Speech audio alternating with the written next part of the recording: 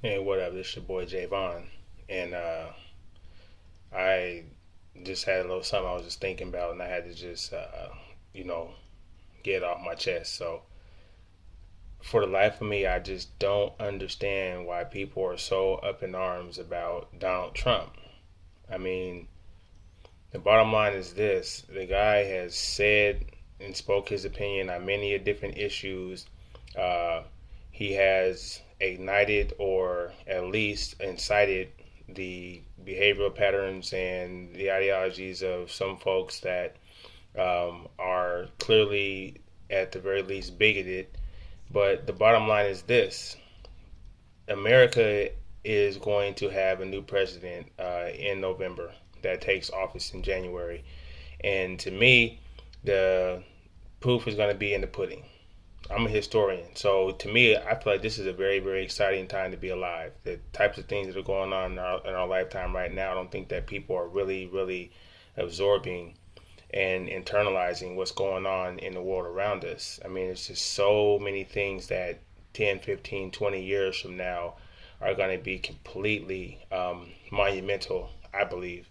And this is one of them. So to me, no matter whether you chastise people who say they might vote for Trump, or you're one of those people that say you'd never vote for Trump, but you're not going to vote for Hillary, therefore you're not going to vote, at the end of the day, someone's going to become president.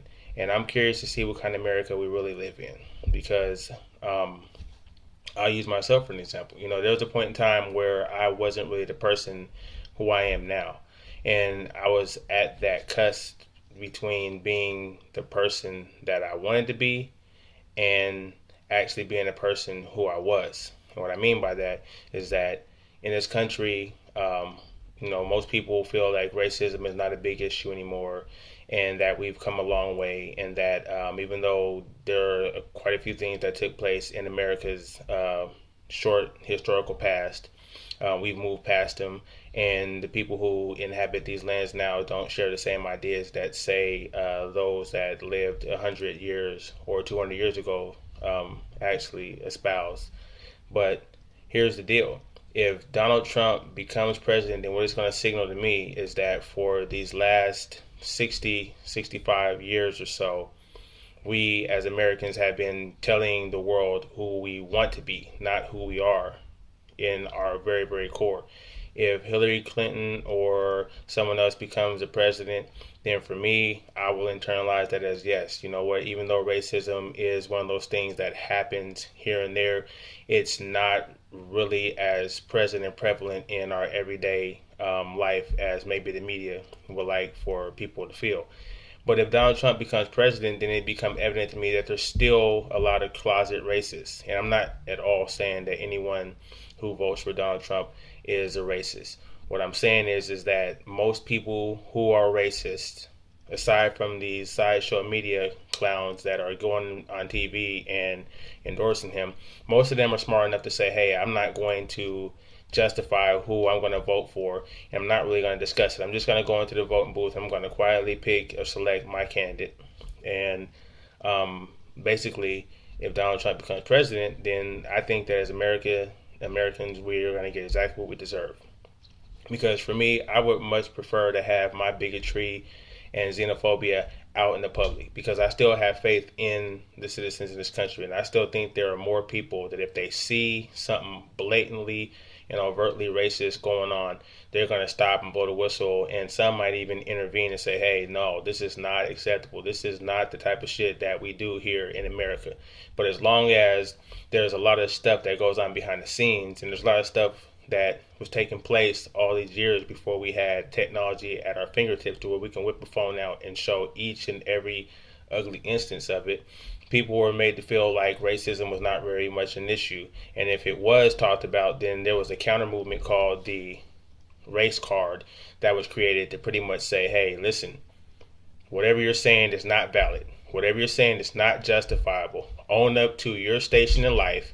And if your life sucks, it's because of you. It's not because of the way in which our social and economic and political system was set up hundreds of years ago that keeps minorities down. It's that you're a shit ass person, and now you're trying to turn the finger and say that all white people are the reason why you're in a bad station in life. Now, I came across a couple of people that are minorities that, were lazy and unmotivated and didn't want for much. But I've never really got along. I never really liked when someone said someone's playing the race card, because to me it was immediately saying that what you're saying is not valid. I am not going to accept your reality. I'm not going to accept your truth. And furthermore, what you're trying to do is you're trying to convince me that there is a ghost in the attic. And we all know what happens when we hear noise in the attic. Most people are going to dismiss what goes on in the attic as, oh, that's just a tree branch brushing up against the roof. No one's going to get up off their ass, really, and go investigate what goes on in the attic. But guess what? With these cell phones, people are pulling out these cell phones, and we're able to see that there are still instances of bigotry, hatred, and racism against people of color in this country. So again, you can get mad all you want about Donald Trump and what he says on TV. I say, Donnie, keep up the good work. Keep talking that dumb shit. Keep pulling all these closet bigots and racists out the closet. Make them think it's cool to be racist in America again. You're going to restore America back to its greatness. And then when people like me and people that I associate with and other people around the country that absolutely and positively spit in the face of racism, bigotry, sexism, all these other negative isms, then we're going to call them out every chance we get. They're going to be made to feel like they're the minority in this country. And that's what I hope happens. Now, I don't want Donald Trump to win the presidency. But again, I say, if he wins the presidency, it's going to signal to me that America, for all these years, has been blowing all this hot air about how we're past this. What it's going to signal to me is that we're still in the process of trying to become the country that we say we are. We're not the country where people will value the content of your character and not the color of your skin as a whole. I'm not saying that every single person that votes for Trump is a racist. But like they say all the time, it's just mighty peculiar that almost all of the racists and bigots vote Republican. That's my take, my 2 cents. Holla at your boy.